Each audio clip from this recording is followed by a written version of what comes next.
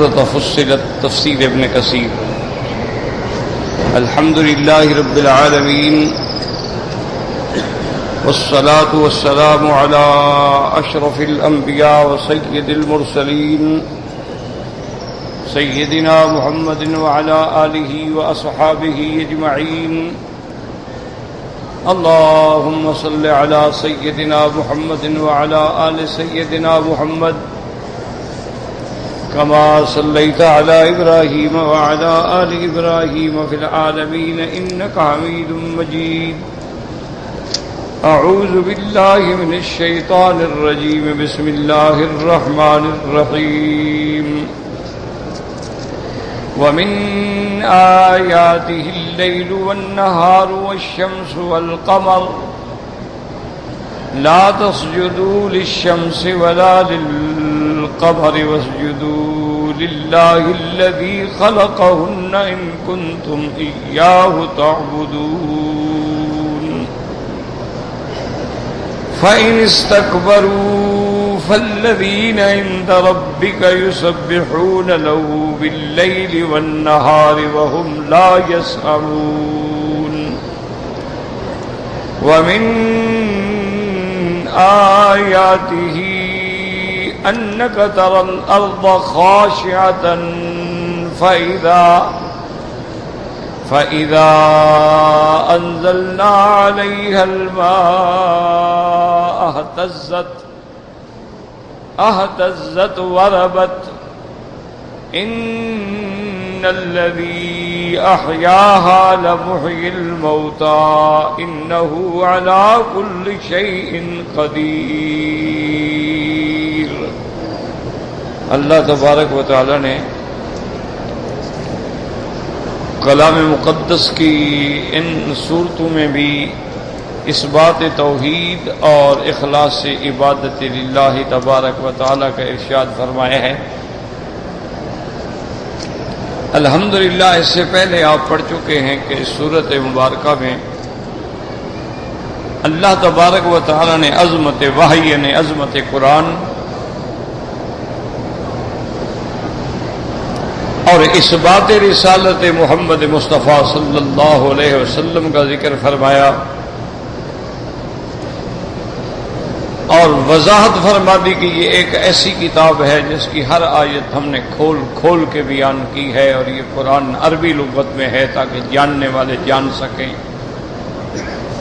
لیکن کافروں نے اعراض کیا اور کہا کہ ہمارے دلوں پہ غلاف ہیں اور ہمارے کانوں میں بوجھ ہے اور آپ کے ہمارے درمیان میں پردہ ہے، لہذا ہم آپ کی بات کیا سن سکتے ہیں۔ اللہ کے پیغمبر نے جواب دیا اللہ کے حکم سے کہ انما انا بشر مثلکم، میں تو ایک پیغمبر ہوں، انسان ہوں تمہاری طرح۔ اللہ نے مجھ پہ وحی بھیجی ہے کہ تم سب کا معبود برحق جو ہے وہ اللہ تبارک و تعالی ہے، بس اسی کی طرف جمے رہو، اسی کی طرف لوٹو۔ واستغفروا، اور پہلے گناہوں کا اور شرک سے توبہ کرو۔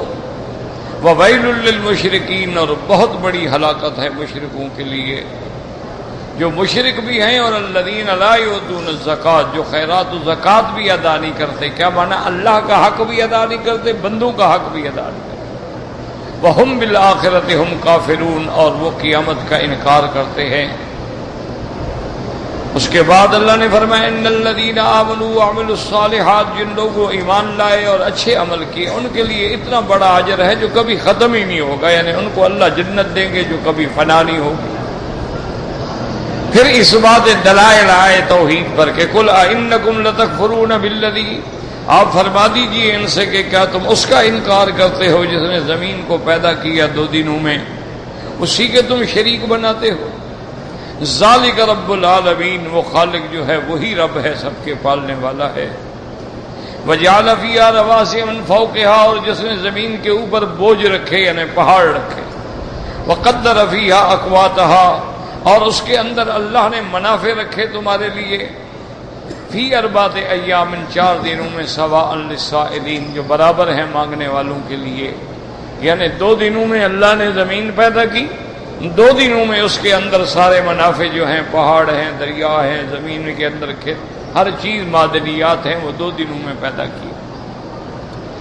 ثم استوى الى السماء، پھر اللہ آسمان کی طرف ارادہ فرمایا اور آسمان اس کا مادہ جو ہے ایک دھوئیں کی شکل میں تھا، پھر اللہ نے اس سے آسمان بنائے، اور اللہ نے آسمان اور زمین کو حکم دیا کہ تم میرے حکم کی تعمیل کرو۔ یاد رکھو ایک حکم ہوتا ہے تکوینی اور ایک تشریعی۔ تکوینی کا کیا معنی؟ اللہ حکم دیتے ہیں پہاڑوں کو پیدا ہو جاؤ، انکار نہیں کر سکتے۔ ایک تشریعی حکم ہے کہ اللہ نے جو شریعت بھیجی ہے پیغمبروں کے ذریعے کہ یہ حلال ہے، یہ حرام ہے، یہ فرائض ہیں، یہ معروف ہے، یہ منکر ہے، یہ تشریعی عوامر ہیں۔ ان پہ جو عمل کرے گا ان کے لیے جنت ہے، جو نہیں کرے گا ان کے لیے جہنم ہے۔ جہاں تک اللہ کے تکوینی حکم ہے اس کو تو کوئی ٹال ہی نہیں سکتا۔ اللہ فرمائے پیدا ہو جاؤ، ہو جاؤ۔ اللہ فرمائیں گے آسمان فنا ہو جاؤ، ہو جاؤ، اس پر تو انکار ہو ہی نہیں سکتا۔ تو اللہ تبارک و تعالی نے پھر فَقَضَاهُنَّ سَبْعَ سَمَاوَاتٍ فِي يَوْمَيْنِ، 2 دنوں کے اندر اللہ نے 7 آسمان پیدا کیے۔ تو یہ ساری مخلوق جو ہے اللہ نے اس کو 6 دنوں کے اندر پیدا فرمایا، یعنی اس کی ابتدا جو ہے احد پہ ہے اور انتہا جو ہے جمعہ پہ ہے۔ تو 6 دنوں کے اندر اللہ تبارک و تعالی نے اس جہان کو پیدا کر دیا ہے، اور پھر اللہ نے ہر آسمان میں اس کے لیے احکام بھیجے، کیونکہ ہر آسمان پہ اللہ کی مخلوق ہے۔ وَزَيَّنَّا السَّمَاءَ الدُّنْيَا بِمَصَابِيحَا، اللہ نے آسمان کو مزین کر دیا ستاروں سے، اور ستاروں کو جہاں زینت کا سبب بنایا وہاں وہ حفظہ اور حفاظت کا ذریعہ بھی بنایا کہ کوئی شیطان جو ہے وہ آسمانوں کے قریب نہ جا سکے، کوئی جن جو ہیں وہ ملائکہ سے باتیں نہ چرا سکیں۔ ذالک تقدیر العزیز العلیم، یہ سارا نظم، یہ سارا انتظام، یہ ساری تخلیق جو ہے اس غالب کی ہے جو ہر پہ غالب ہے اور جو ہر چیز کے جاننے والا ہے۔ اس کے بعد اللہ نے فرمایا میرے محبوب اتنے دلائل کے باوجود اگر پھر بھی یہ کافر نہیں مانتے، فَإِنْ آرَزُوا، اگر یہ پھر بھی اعراض کریں تو آپ ان کو کہیں کہ میں تم کو ڈراتا ہوں اس عذاب سے جو قوم عاد اور قوم سمود پہ آیا۔ اِذْ جَاءَتْهُمُ الرُّسُلُ مِنْ بَيْنِ أَيْدِيهِمْ وَمِنْ خَلْفِهِمْ، جن کے آگے اور پیچھے ہم نے پیغمبر بھیجے، ان سب نے ان کو یہی کہا اللہ تعبدوا الا اللہ، اللہ کے سوا کسی کی عبادت نہ کرو۔ کہنے لگے لو شاء ربنا لانزل علینا لانزل ملائکۃ فإنا بما ارسلتم به کافرون، کہنے لگے کہ اگر اللہ نے ہماری ہدایت کرنی ہوتی تو آسمان سے کوئی نوری نبی بھیجتے، آپ تو ہماری طرح انسان ہیں، آپ کی بات ہم نہیں مانتے۔ فاما عاد فاستكبروا في الارض بغیر الحق، اور قوم عاد جو تھی وہ اکڑنے لگی ناحق زمین کے اندر، اور کہنے لگے من اشد منا قوتا، کون ہے ہم سے زیادہ قوت و طاقت والا جو ہم پر عذاب دے سکے۔ اللہ نے فرمایا بدبختو اولم یرو، کیا تم نہیں جانتے ہو ان اللہ الذی خلقہم، جس رب نے تمہیں پیدا کیا ہے وہ تم سے زیادہ طاقت والا ہے۔ اس لیے طاقت والی مخلوق کو جو پیدا کرنے والا ہے وہ کتنی طاقت والا ہوگا۔ تو تم لیکن اس کے باوجود وَكَانُوا بِآيَاتِنَا يَجْحَدُونَ، اور تھے ہماری آیات سے انکار کرنے والے۔ فَأَرْسَلْنَا عَلَيْهِمْ رِيحًا صَرْصَرًا، پھر ہم نے ان پہ عذاب بھیجا ہوا کا، ایک ایسی تیز اور ٹھنڈی ہوا ہم نے بھیجی، فی ایام نحسات، ایسے دنوں میں جو ان کے لیے منحوس تھے۔ بدھ کے دن سے عذاب شروع ہوا اور اگلے بدھ پہ جا کے ختم ہوا۔ یاد رکھو منحوس کا معنی یعنی ان کے لیے منحوس تھے، ورنہ کوئی دن منحوس نہیں ہوتا ہے۔ اللہ تبارک و تعالی نے جب عذاب کیا تو لا شک فی ذلک، کہ ان کے لیے تو وہ دن منحوس ثابت ہوئے، یہ معنی نہیں کہ ہمارے لیے بھی وہ منحوس ہے۔ فی ایام نحسات لنذیقہم عذاب الخزی، تاکہ ہم دنیا میں ان کو عذاب چکھائیں رسوائی کا، اور اصل عذاب جو ہے وہ تو آخرت میں ہے، ولا عذاب الآخرت اخزی، اور آخرت کا عذاب جو ہے وہ تو بہت زیادہ رسوا کرنے والا ہے۔ اور وہم لا ینصرون، اور وہاں کوئی مدد نہیں کیے جائیں گے۔ جیسے جب دنیا کا عذاب آیا تو کسی نے مدد نہیں کی، جب آخرت کے عذاب میں ہم ان کو پکڑیں گے تو کوئی ان کی مدد نہیں کرے گا۔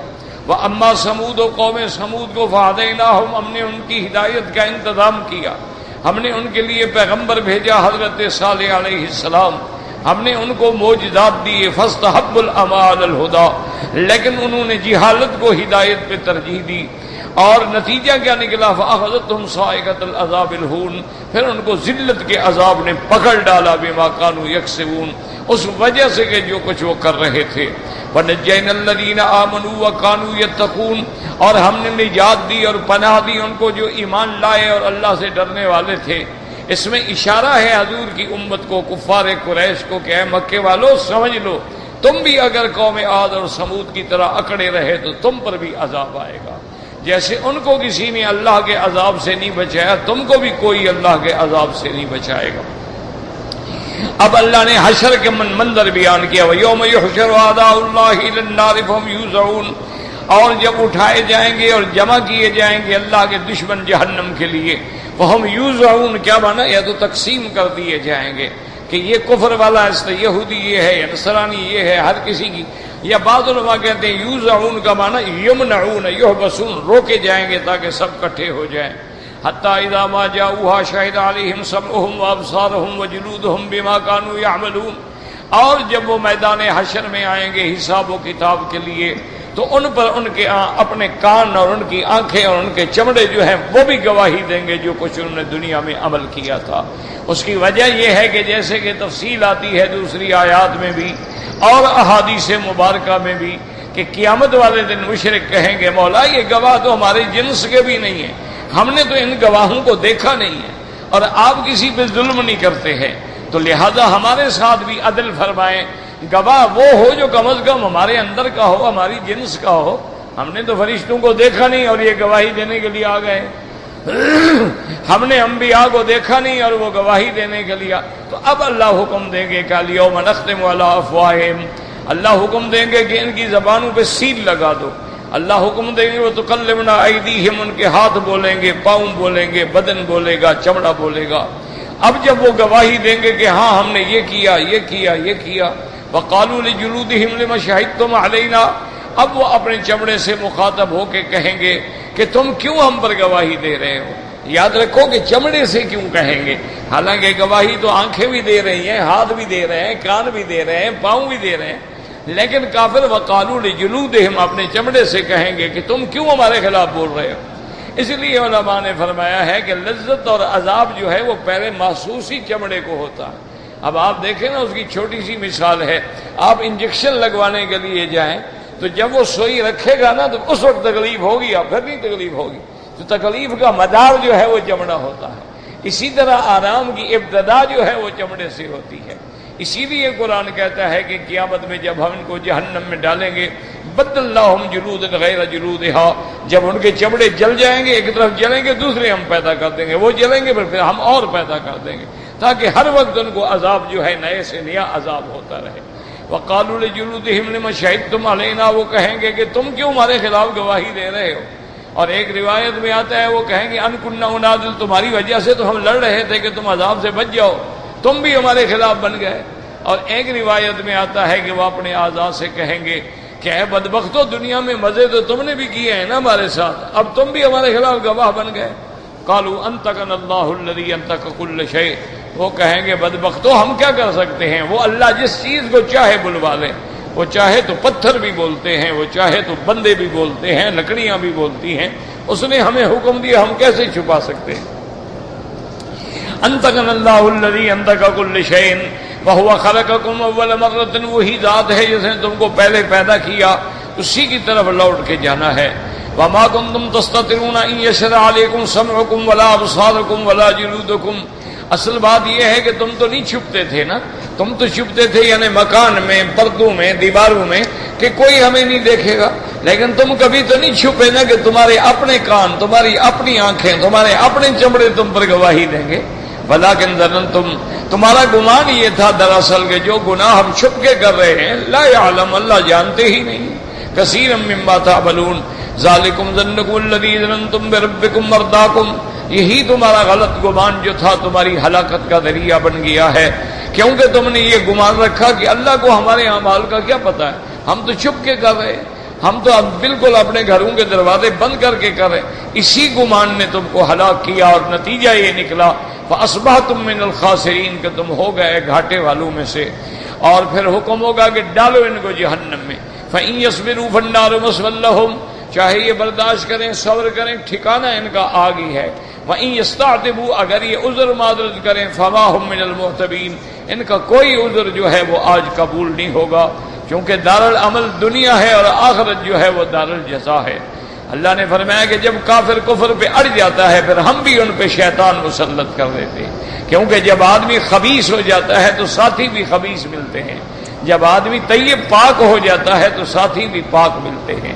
آج بھی آپ دنیا میں دیکھ لیں، آپ مسافر ہیں، نوارد ہیں، لیکن آپ نمازی ہیں، آپ دیندار ہیں، آپ فوراً مسجد ڈھونڈیں گے، مسجد میں جائیں گے، نماز پڑھیں گے تو اور نمازی بھی مل جائیں گے۔ لیکن اگر آپ نعوذ باللہ فاسق ہیں اور فاجر ہیں، آپ شراب خانے ڈھونڈیں گے، آپ برائی کے اڈے ڈھونڈیں گے، اور جب وہاں پہنچیں گے تو پھر خبیث بھی آپ کو مل جائیں گے، کیونکہ یہ تو اللہ کا نظام ہے۔ اس لیے فرمایا وَقَيَّدْنَا لَهُمْ قُرَنَا، پھر ہم نے بھی ان کے ساتھی شیطان ان پہ مسلط کر دیے۔ فَزَيَّنُوا لَهُم مَّا بَيْنَ أَيْدِيهِمْ وَمَا خَلْفَهُمْ، انہوں نے ان کو مزین کر کے دکھایا آگے بھی اور پیچھے بھی کہ جو تم آگے کے لیے کر رہے ہو بالکل ٹھیک ہے، اور جو تم پہلے کرتے وہ بھی بالکل ٹھیک ہے۔ نتیجہ کیا نکلا؟ وَحَقَّ عَلَيْهِمُ الْقَوْلُ، اللہ کا فیصلہ ان پہ پورا ہو گیا جیسے پہلی امتوں پہ ہوا ہے۔ قد خلت من قبلہم من الجن والانس، ان سے پہلے جو جن اور انس گزرے ہیں، انہم کانوا خاسرین، کہ جب وہ کفر پہ اڑ گئے تو انجام کیا ہوا کہ وہ گھاٹے والے ہو گئے۔ وقال الذین کفروا، اب کافروں نے ایک اور چال چلی۔ ابو جہل کہنے لگا اپنے ساتھیوں سے کہ حضور پاک کی زبان میں اتنا اثر ہے، قرآن پاک میں اتنا اثر ہے کہ جو بھی سنتا ہے وہ دیوانہ ہو جاتا ہے، تو اب مقابلہ یہ ہے کہ جب حضور قرآن پڑھے تو شور مچانا شروع کر دو۔ وقال الذین کفروا لا تسمعوا لهذا القرآن، ایک تو خود بھی نہ سنو اور ایک شور بھی کرو۔ والغوا فیہ لعلکم تغلبون، شور کرنے کا معنی ایک تو یہ ہے کہ سامنے کھڑے ہو کے چیخنا شروع کر دو، ایک شور کا معنی یہ ہے لوگوں سے کہو بھائی یہ جادو ہے، بھائی یہ خود بناتے ہیں، کوئی اللہ کا قرآن نہیں ہے، کوئی اللہ کی وحی نہیں ہے۔ اللہ نے فرمایا نتیجہ کیا نکلا؟ فَلَنُذِيقَنَّ الَّذِينَ كَفَرُوا عَذَابًا شَدِيدًا، ہم چکھائیں گے کافروں کو سخت اور دردناک عذاب۔ وَلَنَجْزِيَنَّهُمْ، اور ان کو سزا دیں گے ان برے اعمال کی جو کرتے تھے۔ ذَلِكَ جَزَاءُ أَعْدَاءِ اللَّهِ النَّارُ، اور یہی بدلہ ہے اللہ کے دشمنوں کا، کیا؟ جہنم۔ لَهُمْ فِيهَا دَارُ الْخُلْدِ، یہ اسی میں رہیں گے ہمیشہ۔ جزاء بما كانوا بآياتنا يجحدون، اور یہ بدلہ ہے اس کا کہ ہماری آیات کا یہ انکار کرتے تھے۔ اب جب کافر جہنم میں جائیں گے تو کہیں گے مولا مہربانی کرو، جنہوں نے ہمیں گمراہ کیا، وہ جو ہمارے وڈیرے تھے، وہ جو ہمارے چودھری تھے، ہمارے سردار تھے، ہمارے پیر تھے، ہمارے بڑے بڑے بزرگ تھے، بڑے بڑے جوگی اور بڑے بڑے گرو تھے، وہ کہاں ہیں؟ وہ ہمیں نہیں، انہوں نے تو ہمیں برباد کیا، ان کے کہنے پر تو ہم آج جہنم میں پڑے ہیں۔ ہم چاہتے ہیں کہ اگر وہ ہمیں مل جائیں تو ہم بھی ان کو آج پاؤں کے نیچے رگڑ کے ذلیل کریں۔ وقال الذین کفروا ربنا ارنا الذین اضلانا، ہمیں وہ دکھائیں جنہوں نے ہمیں گمراہ کیا، جن اور انس، نجعلہما تحت اقدامنا، تاکہ آج ہم ان کو اپنے پاؤں کے نیچے کچل کے ان کو نیچے والے طبقے میں پھینکیں، تاکہ وہ زیادہ سے زیادہ عذاب کے مستحق ہو جائیں۔ یاد رکھو یہاں تو اختصار ہے، دوسری جگہ بتایا جائے گا قال لکل ضعف ولکن لا تعلمون، سب کے لیے عذاب ہے، تمہیں پتہ نہیں ہے، بڑے ہیں یا چھوٹے ہیں، آج کفر کی وجہ سے سب جہنم میں عذاب بھگت رہے ہیں۔ اور اسی طرح قرآن پاک کہتا ہے کہ ایک دفعہ جب وہ بڑے اور چھوٹوں کی ملاقات ہوگی تو وہ ان سے کہیں گے بدبختو تم ہی نے تو ہمیں برباد کیا تھا، فَهَلْ أَنْتُمْ مُغْنُونَ عَنَّا نَصِيبًا مِّنَ النَّارِ، تم ہمارا کچھ تو حصہ عذاب کا برداشت کرو۔ وہ کہیں گے کیا کہہ رہے ہو، ہم سارے جہنم میں پڑے ہوئے ہیں، ہم سب عذاب میں پڑے ہوئے ہیں، تو تمہارا کیا عذاب اٹھائیں۔ ان اللہ قد حکم بین العباد، اللہ نے فیصلہ کر دیا بندوں میں کہ جو مومن ہیں وہ جنت میں، جو کافر ہیں وہ جہنم۔ اب اللہ کافروں کے ذکر کرنے کے بعد مومنین کا ذکر فرماتے ہیں، فرمایا ان الذین قالوا ربنا اللہ، جن لوگوں نے اللہ کی ربوبیت و الوہیت کا اقرار کیا، ثم استقاموا، پھر اس عقیدے پہ جمے رہے۔ یہ نہیں ایسا عقیدہ بنایا کہ کبھی اللہ کا سجدہ کبھی غیروں کا سجدہ، کبھی کعبے کی نماز کبھی قبروں کی نماز، کبھی کعبے کا طواف کبھی قبروں کا طواف، کبھی مینا میں حج کی اللہ کے لیے قربانی کبھی قبروں پہ قربانی، کبھی اللہ کے لیے منت کبھی غیروں کے لیے، نہیں، بلکہ جمے رہے اللہ کے دین پہ۔ تتنزل علیہم الملائکہ، ان پہ اللہ فرماتے ہیں ہم اپنے فرشتے بھیجتے ہیں رحمت کے۔ یہ فرشتے کب آتے ہیں؟ ایک قول یہ ہے کہ جب مرنے کا وقت آتا ہے تو رحمت کے فرشتے آتے ہیں، ایک قول یہ ہے کہ جب قبروں سے اٹھیں گے تو رحمت کے فرشتے آئیں گے، اور ایک قول یہ ہے کہ جب رحمت کے فرشتے میدان حشر میں آئیں گے اور ان کو جنت میں لے جائیں گے۔ اصل بات یہ ہے کہ ہر جگہ وہ آئیں گے۔ مرنے کے وقت بھی آئیں گے، قبر میں بھی آئیں گے، اٹھنے کے وقت بھی آئیں گے، اور جنت میں لے جانے کے وقت بھی آئیں گے۔ لیکن کن کے لیے؟ جو توحید پہ رہے، جمے رہے اور توحید پہ موت آئی۔ تتنزل علیہم الملائکہ، ان پہ اترتے ہیں اللہ کے فرشتے، وہ آگے کہتے ہیں اللہ تخافوا، آگے کا کوئی ڈر نہ کرو، ولا تحزنوا، اور جو پیچھے تم چھوڑ کے جا رہے ہیں ان کا بھی غم نہ کرو، وَأَبْشِرُوا بِالْجَنَّةِ، اور تمہیں خوشخبری دیتے ہیں ہم جنت کی جس کا اللہ نے تم سے وعدہ کیا تھا۔ نَحْنُ أَوْلِيَاؤُكُمْ فِي الْحَيَاةِ الدُّنْيَا، ہم زندگانی دنیا میں بھی تمہارے ساتھی تھے، ہمیشہ تمہاری حفاظت کرتے رہے، تمہیں اچھے کاموں کی طرف اشارہ کرتے رہے، اور ہم آخرت میں بھی تمہارے ساتھی ہیں۔ اور یاد رکھو، مبارک ہو وَلَكُمْ فِيهَا مَا تَشْتَهِي أَنفُسُكُمْ، اور جنت میں داخل ہونے کے بعد جو چاہو گے تمہیں ملے گا، وَلَكُمْ فِيهَا مَا تَدَّعُونَ، اور جو مانگو گے وہ تمہیں ملے گا۔ نُزُلًا مِّن غَفُورٍ رَحِيمٍ، یہ اللہ تعالیٰ بخشنے والے اور مہربان کی طرف سے تمہارے لیے مہمانی ہے۔ اب اللہ فرماتے ہیں وَمَنْ أَحْسَنُ قَوْلًا مِّمَّنْ دَعَا إِلَى اللَّهِ، کون ہے اس آدمی سے زیادہ بہتر لکھنے میں، بولنے میں، کہنے میں، جو اللہ کی طرف بلاتا ہے، اللہ کی دعوت دیتا ہے، وَعَمِلَ صَالِحًا، اور خود بھی اچھے عمل کرتا ہے، وَقَالَ إِنَّنِي مِنَ الْمُسْلِمِينَ، اور اپنے مسلمان ہونے کا بھی اقرار و اعتراف کرتا ہے۔ اللہ نے فرمایا وَلَا تَسْتَوِي الْحَسَنَةُ وَلَا السَّيِّئَةُ، کبھی اچھائی اور برائی برابر نہیں ہوتی، اچھائی اچھائی ہے، برائی برائی ہے۔ ادفع باللتی ہی احسن، اگر کوئی تمہیں برائی کرے، برا کرے، تم اس کو بھلائی کے ساتھ دفع کرو۔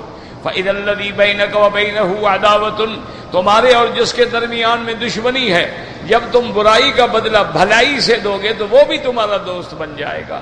ہمیشہ یاد رکھو کہ بھلائی کا بدلہ بھلائی سے دینا تو اچھا ہے، یعنی ایک آدمی نے بھلائی کی، تم بھی بھلائی کر رہے ہو تو اچھی بات ہے، لیکن ایک ہے کہ وہ برائی کرے اور تم بھلائی کرو، یہ بہت اچھی بات ہے۔ اصل بات تو یہ ہے کہ بھئی وہ برائی کر رہا ہے اور تم بھلائی کر رہے ہو، جیسے کہ حضور پاک کا فرمان مبارک ہے، آپ نے فرمایا سل من قطعک، تم اس سے اپنے رشتہ داری کو مضبوط کرو جس نے تم سے رشتہ توڑا ہے، وَأَحْسِن لِمَنْ أَسَاءَ إِلَيْكَ، اور اس پہ احسان کرو جس نے تمہارے ساتھ برا کیا ہے۔ کیوں؟ احسان والے کے ساتھ تو سب احسان کرتے ہیں۔ آپ نے فرمایا سل من قطعک وَأَحْسِن لِمَنْ أَسَاءَ إِلَيْكَ، اس لیے اللہ فرماتی ہے کہ اگر تم ایسا کرو گے تو پھر ہم تمہارے دشمن جو ہے نا ان کو بھی دوست بنا دیں گے۔ لیکن یہ ہے بڑا مشکل کام کہ ایک آدمی گالی دے اور تم دعائیں دو، ایک آدمی پتھر پھینکے اور تم پھول پیش کرو۔ وَمَا يُلَقَّاهَا إِلَّا الَّذِينَ صَبَرُوا، یہ مقام ہر کسی کو نہیں ملتا، ان کو ملتا ہے جو صبر کرنے والے ہیں۔ وَمَا يُلَقَّاهَا إِلَّا ذُو حَظٍّ عَظِيمٍ، اور یہ نہیں ملتا مگر ان کو جو بڑے نصیبے والے ہیں، جو نصیب والے لوگ ہوتے ہیں۔ فرمایا کہ میرے محبوب آپ ان کو بتلا دیں وَإِمَّا يَنزَغَنَّكَ مِنَ الشَّيْطَانِ نَزْغٌ، اگر کبھی شیطان تمہیں وسوسہ ڈالے اور گمراہ کرنے کے لیے کوشش کرے اور برائی کی طرف بلائے، تو شیطان کا ایک ہی علاج ہے کہ فاستعذ باللہ، اللہ کی پناہ پکڑو۔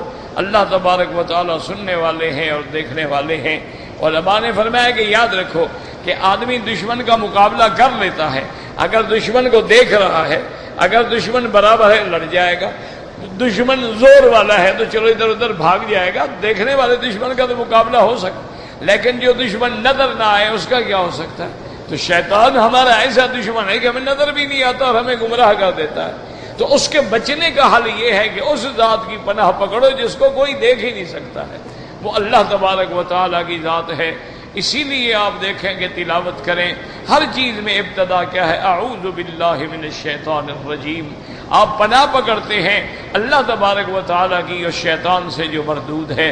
تو اللہ نے فرمایا میرے محبوب آپ اپنی امت کو بتا دیں، انسان ہے، شیطان وسوسے ڈالتا ہے، گمراہ کر رہا ہے، یار چلو یار آج چلتے ہیں فلم دیکھتے ہیں، یار روز تم مسجد میں پڑے ہوئے، کبھی ذرا چلا پھیرا بھی کرو، تھوڑا بہت آؤٹنگ بھی ہو، پکنک بھی ہو، ذرا تھوڑا بڑا ہلا گلا بھی ہونا چاہیے۔ کہ اگر شیطان ایسا کرے فوراً اعوذ باللہ من الشیطان الرجیم فاستعذ باللہ، اور جب تم اللہ کی پناہ پکڑتے ہو وہی سننے والا ہے، وہی جاننے والا ہے تمہارے احوال کو۔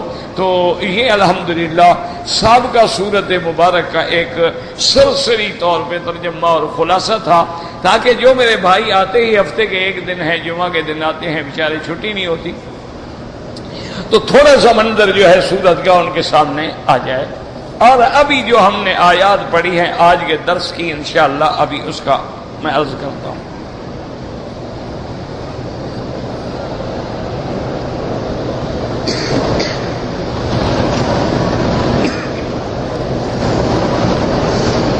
وَمِنْ آيَاتِهِ اللَّيْلُ وَالنَّهَارُ وَالشَّمْسُ وَالْقَمَرُ لَا تَسْجُدُوا لِلشَّمْسِ وَلَا لِلْقَمَرِ وَاسْجُدُوا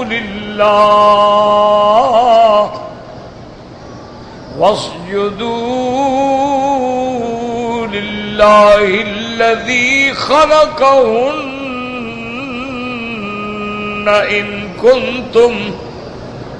إن كنتم إياه تعبدون.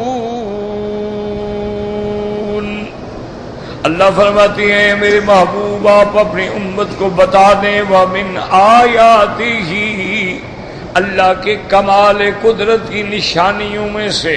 چونکہ ہم اپنے اللہ کو دنیا میں نہیں دیکھ سکتے ہیں، البتہ جنت میں انشاءاللہ اللہ کو دیکھیں گے، لیکن دنیا میں کوئی آنکھ اپنے رب کو نہیں دیکھ سکتی ہے. پیغمبر حتیٰ کہ موسیٰ علیہ السلام نے جب یہ عرض کیا تھا کہ رب ارنی انظر الیک، میرا مولا مہربانی کریں آپ نے کلام کا شرف بخشا ہے تو دیدار بھی شرف بخش دیں. اللہ نے فرمایا کہ موسیٰ علیہ السلام قال لن ترانی، یاد رکھو یہ حرف نافیہ ہوتی ہیں، لم ہے، لما ہے، لن ہے، اس کی نفی تعبید کے لیے ہوتی ہے کہ تم ہرگز اور کبھی بھی نہیں دیکھ سکتے ہو. قال لن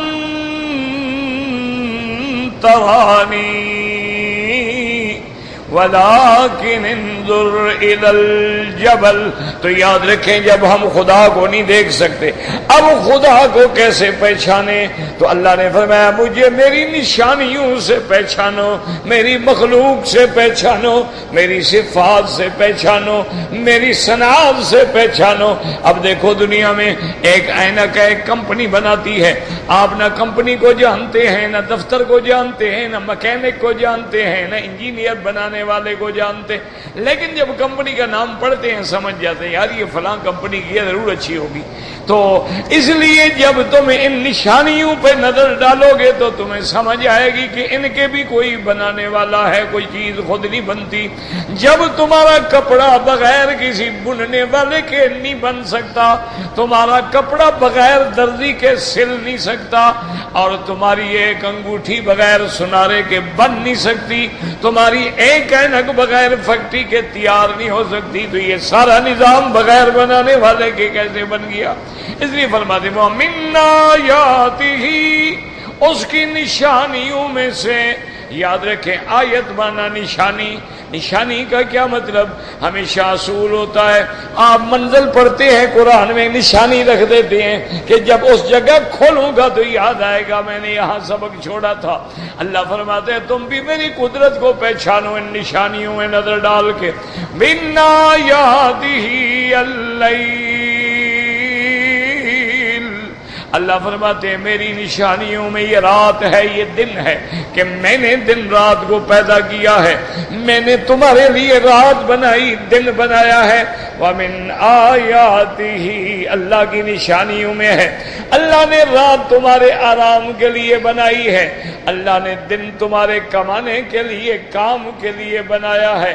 جیسے اللہ فرماتے ہیں وَجَعَلْنَا اللَّيْلَ لِبَاسًا وَجَعَلْنَا النَّهَارَ مَعَاشًا ہم نے دن رات بنائی تمہارے لیے گویا لباس ہے، پردہ ہے، آرام ہے، اور دن بنایا تمہارے لیے اس میں کمانے کا ذریعہ ہے.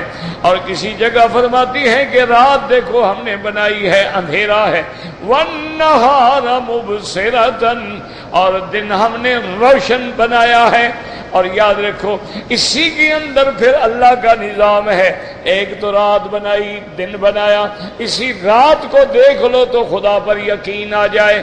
اگر اللہ رات نہ بناتا، ہر بندہ اپنے سونے کا ٹائم بناتا تو سارا نظام درہم برہم ہو جاتا.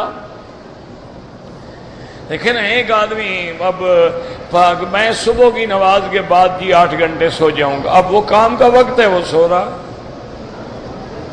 اچھا اب جب سارے دفاتر بند ہو گئے وہ رات کو جاگ رہا. اللہ نے ایک ایسا نظام بنا دیا ہے کہ رات سونے کے لیے، دن کام کے لیے. جب رات کا وقت شروع ہوتا ہے تو ہر پرندہ، ہر جانور سب لوٹتے ہیں اپنے گھر کے، ہم بھی آرام کے لیے جائیں. تو ایک ٹائم ہی ایسا بنا دیا ہے کہ جس میں سب کے لیے راحت ہی راحت ہے، آرام ہی آرام ہے، سکون ہی سکون.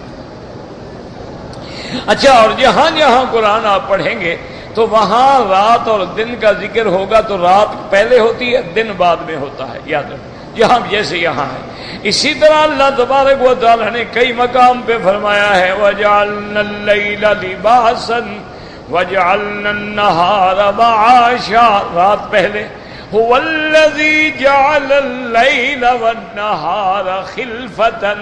وہ ذات ہے جس نے رات اور دن کو ایک دوسرے کا خلیفہ بنایا ہے، ایک دوسرے کے پیچھے آ رہے ہیں. رات پہلے ہے. وجہ کیا ہے یاد رکھو.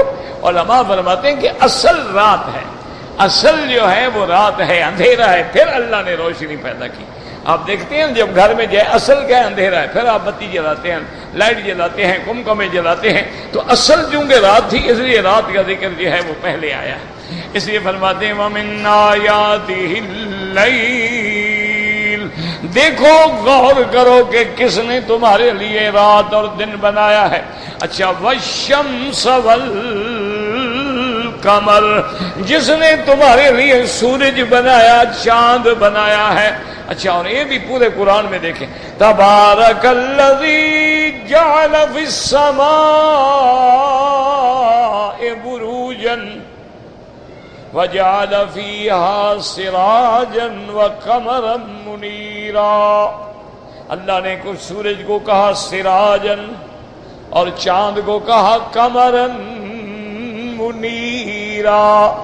اسی طرح اللہ دوسری جگہ فرماتی ہے والشمس تجری لمستقر لها ذالک تقدیر العزیز العلیم والقمر قدرناہ منازلا حتی عاد کالعرجون القدیم للشمس ينبغی لها ان تدرک القمر وَلَلَّيْلُ سَابِقُ النَّهَارِ وَكُلٌّ فِي فَلَكٍ يَسْبَحُونَ. یاد رکھو وجہ کیا ہے. وجہ یہ ہے، اور آج دنیا کی جدید علوم جو ہے نا اب انہوں نے بھی اقرار کر لیا، مان لیا کہ اللہ کے قرآن کے فیصلے بڑے حق. ابھی جو لوگ چاند پہ جا رہے ہیں نا تو وہ چاند سے کچھ پتھر اٹھا کے، کچھ کنکر، کچھ روڑے، کچھ پتھر، کچھ اٹھا کے لائے ہیں. ان پہ جب تحقیق کی گئی ہے تو وہ یہ بتلاتی ہے کہ یہ چاند جو ہے نا یہ بھی پہلے بالکل ایک شدید روشن آگ کی طرح چیز تھی. دیکھیں نا جیسے آپ کسی پتھر کو آگ میں ڈال دیں وہ جلا ہوا آپ کو لگے گا، دوسرے پتھر سے دیکھیں فرق ہوگا. جلا ہوا. اسی طرح مدینہ منورہ جائیں نا، اللہ نصیب کرے جب بھی آپ نے جانا ہو، ایئرپورٹ روڈ سے آپ آگے جائیں نا جی کوئی تقریباً 10-15 کلومیٹر کے برابر، وہاں آپ دیکھیں یہ ایک پہاڑ ہے وہ آدھا جل چکا ہے اور آدھا بچا ہوا ہے. آدھا بالکل جیسے آگ سے ابھی نکلا ہو، سیاہ ہو چکا ہے. وجہ یہ تھی کہ سیدنا امیر المؤمنین حضرت عمر کے زمانے میں ایک آگ آئی، ایک ایسی آگ آئی جیسے طوفان آتا ہے نا پانی کا، ایسے آگ آ رہی.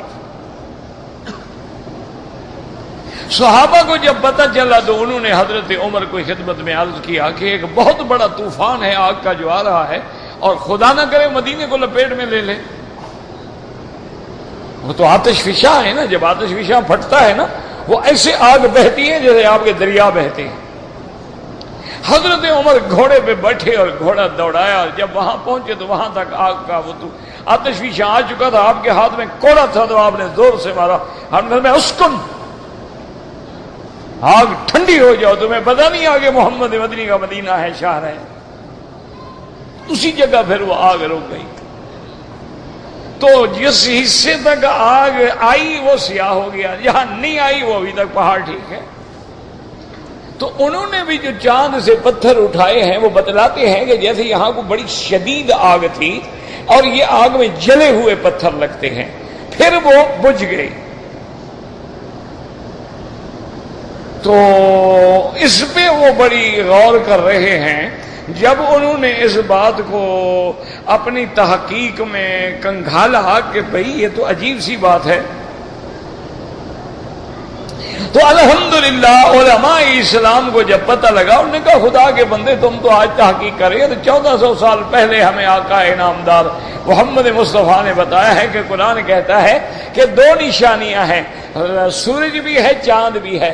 فَمَحَوْنَا آیَةَ اللَّيْلِ، پھر ہم نے چاند والی نشانی جو تھی اس کو مٹا دیا، بجھا دیا. وَجَعَلْنَا آیَةَ النَّهَارِ مُبْصِرَةً، اور سورج کو ہم نے روشن کر دیا. تو قرآن 1400 سال پہلے بتا رہا ہے کہ چاند بھی پہلے اسی طرح روشن تھا، لیکن اس کو اللہ نے بجھا دیا اور سورج کو روشن کر دیا.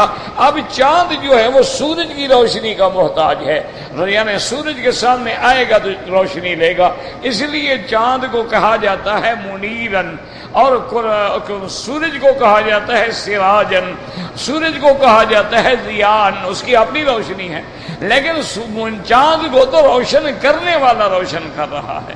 تو اس لیے یہ فیصلہ اللہ نے فرمایا میرے نظام پہ غور کرو، رات پہ غور کرو، دن پہ غور کرو، سورج پہ غور کرو، چاند پہ غور کرو. اور پھر یہ دیکھو کہ تم دنیا میں جہاں رہتے ہو یہ تو ایک چھوٹا سا خطہ ہے، اس سے تو سورج جو ہے نا وہ 16 گنا بڑا ہے. یعنی اگر اس زمین کا ایک قطر ہم بنا لیں 100 میل مربع، تو یعنی یوں سمجھ لو سورج تو 1600 میل مربع ہے. تو یہ تو چھوٹا سا ٹکڑا ہے جو یہاں پڑا ہے، باقی تو اللہ نے اوپر رکھا ہوا ہے. اچھا اسی طرح پھر مشتری ہے، عطارد ہے، اسی طرح کتنے سیارات ہیں. اچھا اسی طرح ایسے کواکب و نجوم بھی ہیں جن کی روشنی ابھی زمین پر بھی نہیں آئی، اور ساری دنیا میں سب سے تیز رفتار چیز جو ہے وہ روشنی ہے. 2,80,000 میل ایک سیکنڈ میں طے کرتی ہے روشنی. 2,80,000 میل ایک سیکنڈ میں. یہی حکمت ہے نا، فرشتے نور ہیں نا، ان کو کتنی دیر لگے گی زمین آسمان میں آتے جاتے؟ اللہ نے فرشتے بھی تو نور سے بنائے ہیں. اس لیے فرماتے ہیں کہ میری نشانی، اور فرمایا لا تسجدوا للشمس ولا للقمر، فرمایا سجدہ نہ کرو نہ سورج کو نہ چاند کو. وجہ کیا ہے کہ بعض لوگ حقیقتاً سورج کو سجدہ کرتے ہیں، اسی لیے منع ہے نا کہ سورج نکل رہا ہو تو نماز نہ پڑھو، سورج ڈوب رہا ہو تو نماز نہ پڑھو، سورج عین سر پہ کھڑا ہو تو نماز نہ پڑھو. کیوں؟ یہ ان لوگوں کی عبادت کا وقت ہے جو سورج کے پجاری ہیں. اسی لیے آپ نے دیکھا ہے کہ آج کل ہر آدمی جانتا ہے نا انگریزی کے جو حروف ہیں، سنڈے، منڈے، یہ کیا ہے؟ سنڈے مانا سورج دیوتا، منڈے مانا چاند دیوتا. یہ وہی کافروں کے شرکیہ الفاظ ہیں جو ہمارے دماغوں میں رچائے گئے ہیں. یہ سنڈے، منڈے، ٹیوزڈے کیا ہے؟ یہ کافروں کی علامات ہیں. اس لیے فرمایا کہ نہ سورج کو سجدہ نہ چاند کو سجدہ. کس کو سجدہ کرو؟ وَاسْجُدُوا لِلَّهِ الَّذِي خَلَقَهُنَّ، تم اس کو سجدہ کرو جس نے ان چیزوں کو پیدا کیا ہے. خالق کو سجدہ کرو، یہ تو مخلوق ہے، مخلوق کو سجدہ کرو. ان کنتم ایاہ تعبدون، اگر تم واقعی اسی کی عبادت کرنا چاہتے ہو تو پھر اللہ کو سجدہ کرو. ایک مسئلہ سمجھ لو کہ ایک تو ہماری شریعت جو ہے اور پہلی شریعتوں میں فرق ہے. پہلی جو شریعتیں گزری ہیں ان میں تعظیمی سجدہ کرنا جائز تھا. جیسے اللہ نے ملائکہ کو حکم دیا، انہوں نے آدم کو سجدہ کیا، فسجد الملائکۃ کلہم اجمعون. یہ آدم کی شریعت ہے. اسی طرح اللہ نے قرآن میں لکھا ہے کہ جب حضرت یعقوب آئے، گھر والے آئے، بیٹے بھائی آئے، سب آئے، فخروا لہ سجدا، حضرت یوسف کے آگے انہوں نے سجدہ کیا تعظیم کا، تو یہ اس شریعت میں تو جائز تھا، لیکن حضور کی شریعت میں آگے مطلقاً حرام ہو گیا، اب کسی کو سجدہ جائز نہیں، سمجھ لیں، نہ عبادت کا جائز ہے نہ تعظیم کا جائز ہے۔ یہ جو دھوکہ ہوتا ہے نا، بعد بھائی کہتے ہیں نا اور جی ہم قبر پہ سجدہ کرتے ہیں، حضرت کو عبادت تھوڑی کر رہے ہیں، یہ تو تعظیم ہے بزرگوں کی۔ یاد رکھو عبادت کی نیت سے اگر قبر پہ سجدہ کرے، ولی کو سجدہ کرے، نبی کو سجدہ کرے، کسی پیغمبر کو، کسی ملک فرشتے کو، اگر نیت عبادت ہے تو سجدے کرنے والا کافر ہو جاتا ہے، اگر نیت عبادت نہیں ہے، تعظیم کی نیت ہے، تو فاسق ہو جائے گا کہ اس نے اللہ کے فرمان کی اور حضور کے حکم کی نافرمانی کی ہے، یا تو کافر نہیں ہوگا لیکن فاسق ہو جائے گا۔ تو اس لیے کہ شریعت محمد مصطفیٰ میں صلی اللہ علیہ وسلم کسی کو کسی کے لیے سجدہ کرنے کی اجازت نہیں ہے، نہ زندہ کے لیے، نہ مردہ کے لیے، نہ قبروں کے لیے، نہ پیروں کے لیے۔ یہاں ایک ہی حکم ہے کہ واسجدوا للہ الذی خلقہن، صرف اس ذات کا سجدہ کرو جس نے ان سب چیزوں کو پیدا کیا ہے۔ اللہ سے دعا کریں اللہ ہمیں بھی صحیح عقیدے پہ قائم رکھے، اور اللہ ہر کلمے پڑھنے والے کو شرک سے، بدعات سے اور تمام ظاہری باطنی بیماریوں سے بچائے۔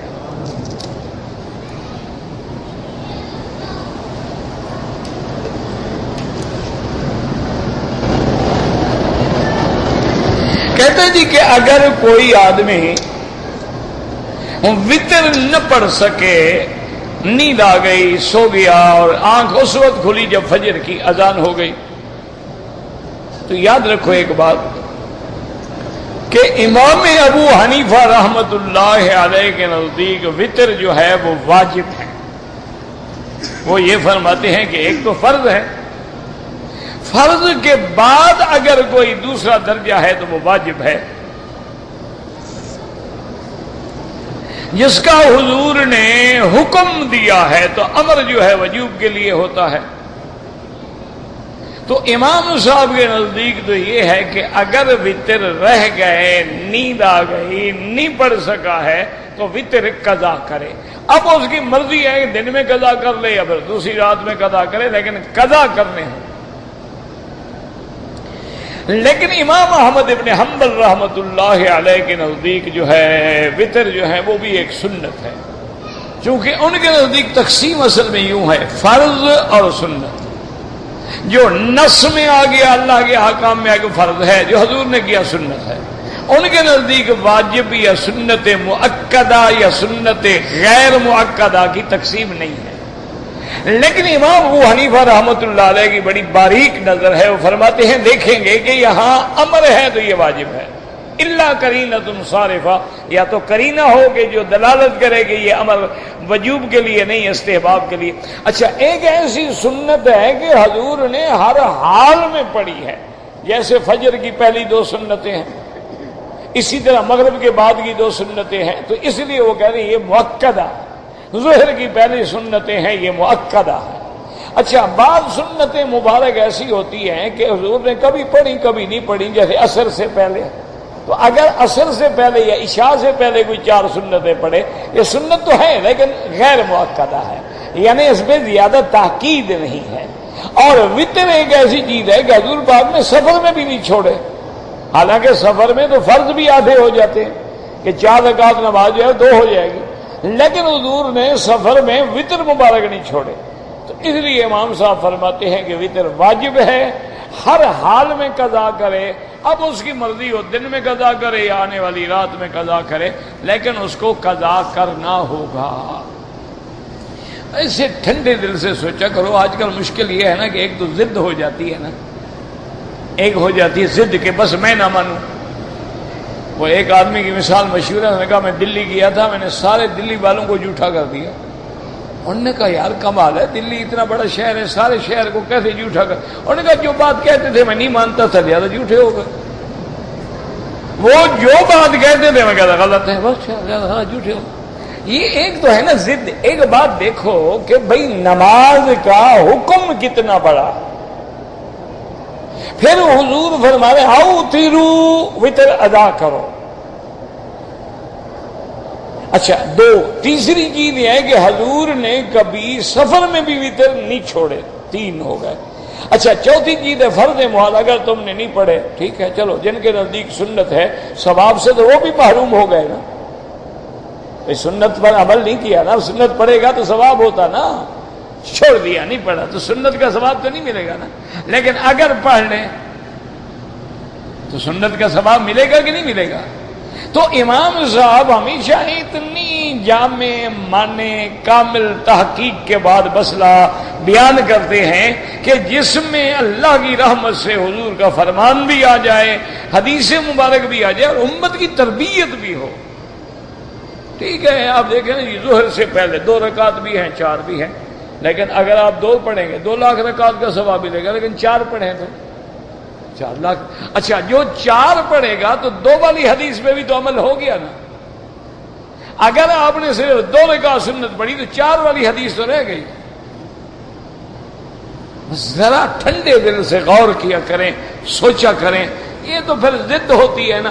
اور جی حضور کے زمانے میں صحابہ کے زمانے میں امام تھے, ابو بکر عمر عثمان علی کے زمانے میں 4 امام تھے کہ اب ہمیں امام صاحب یہ کہتے ہیں, امام صاحب یہ کہتے.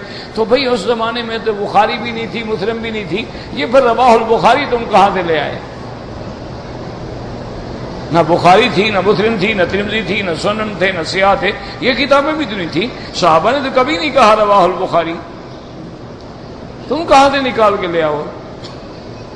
تو پھر سیدھی بات کرو کہ حدیث تو تھی نا, کتاب میں جمع نہیں تھی. مسئلہ تو موجود تھا, فقہ میں مدون نہیں تھا. انہوں نے آگے ہمیں اکٹھا کر دیا. تو بات کو سمجھا کریں. اللہ ضد سے بچائے. بس دعا کرو اللہ ہمیں ضد سے بچائے اور اللہ حضور کی امت کو اتحاد عطا فرمائے. اگر ایک آدمی نے وضو ٹوٹ گیا, طواف کے اندر تھا, اگر 3-4 چکر کر چکا تھا وضو کر کے, جہاں چھوڑا ہے وہاں سے شروع کرے. اگر پہلا چکر تھا, دوسرا تھا, پھر ابتدا سے آگے شروع.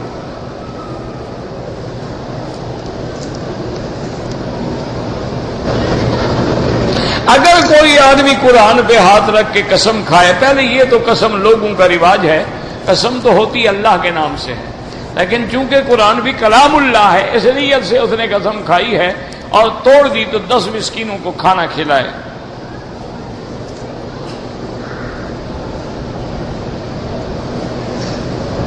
عصر کے بعد اگر کسی نے طواف کیا ہے تو امام ابو حنیفہ رحمت اللہ علیہ کے نزدیک واجب الطواف 2 رکعت جو ہیں وہ مغرب کے بعد پڑھے, کیونکہ وہ فرماتی ہیں کہ ایک صحیح حدیث ہے کہ عصر کے بعد کوئی نماز نہیں جب تک سورج نہ ڈوبے.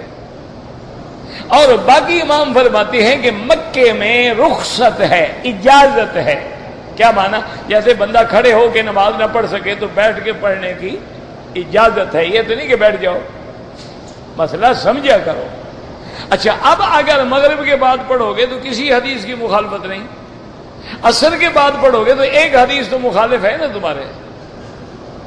لہذا اصول یہ رکھو کہ اگر تم حرم میں ہو, تمہارا ارادہ ہے انشاءاللہ کہ مغرب پڑھ کے جاؤں گا, بالکل نہ پڑھو, مغرب کے بعد پڑھو.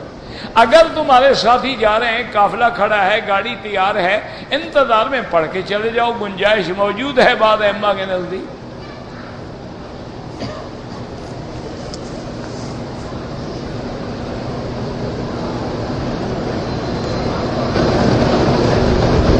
اگر کوئی آدمی قرآن بھی پڑھتا ہے, روزے بھی رکھتا ہے, لیکن 11ویں دیتا ہے, مزاروں پہ جاتا ہے, بہرحال یہ بدعات ہیں. دعا کرو اللہ اس کو بدعات سے بچائے.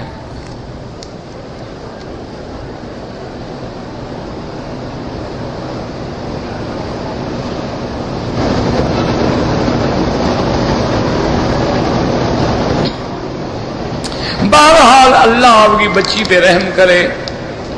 اور آسان حل جو ہے نا میرا بھائی یہ ہے کہ یہ جوانی میں جو چکر ہوتا ہے نا نوجوان لڑکیوں کو اور اللہ محفوظ رکھے. بہرحال یہ فتنہ ہے، ایک عذاب ہے. اس کا حل یہ ہے کہ ضد سے یہ مسئلہ حل نہیں ہو. ایک تو آپ والدین روزانہ رات دن میں جب موقع ملے 2 رکعت نماز پڑھ کے اللہ کے آگے فریاد کرو. اور دوسری بات یہ ہے کہ اس بچی کو کسی طرح کسی اچھے ماحول میں بدلو. آج کل بڑے اچھے اچھے دینی ادارے ہیں، انگلینڈ میں بھی ہیں، اچھی اچھی ماشاءاللہ فاضلہ عالمہ عورتیں ہیں جو پڑھا رہی ہیں. کسی سے اس کی دوستی بناؤ تاکہ وہ غلط چکر سے نکل جائے.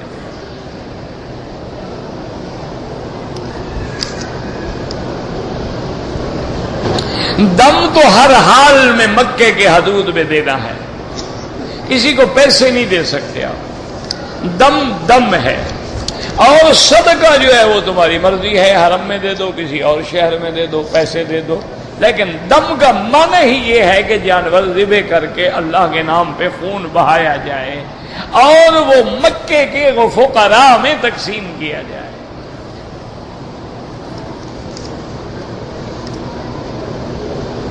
اگر میں نے کسی کے لیے عمرہ کیا، یا اللہ اس عمرے کا ثواب فلاں کو دے، بس ایک ایک کے لیے.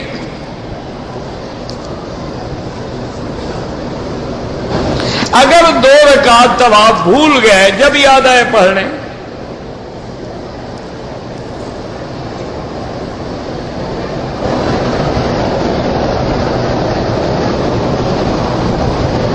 اگر ایک لڑکے لڑکی نے پاکستان میں نکاح کر لیا لیکن جب یہاں آئے تو اقامے کے لیے ان کو دوبارہ کارروائی کرانی پڑی، کوئی فرق نہیں پڑتا، کچھ بھی نہیں.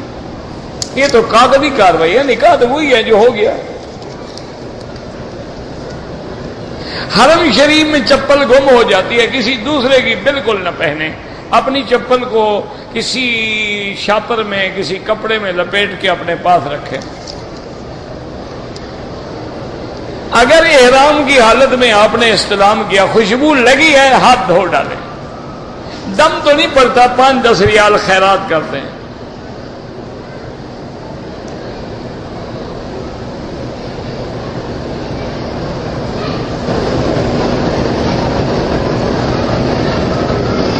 بہرحال آپ کی شادی کو 2 سال ہو گئے ہیں، آپ بیٹا خود کنٹریکٹ کر کے آئے ہیں نا، کسی اور نے جبر تو نہیں کیا تھا نا. بہرحال اب آپ کوشش کریں، اگر وہ نہیں مان رہے ہیں تو اپنی بیوی کو کسی محرم کے ساتھ عمرے پہ منگوا لیں، 1 مہینہ آپ کے ساتھ گزار دیں، ٹھیک ہے.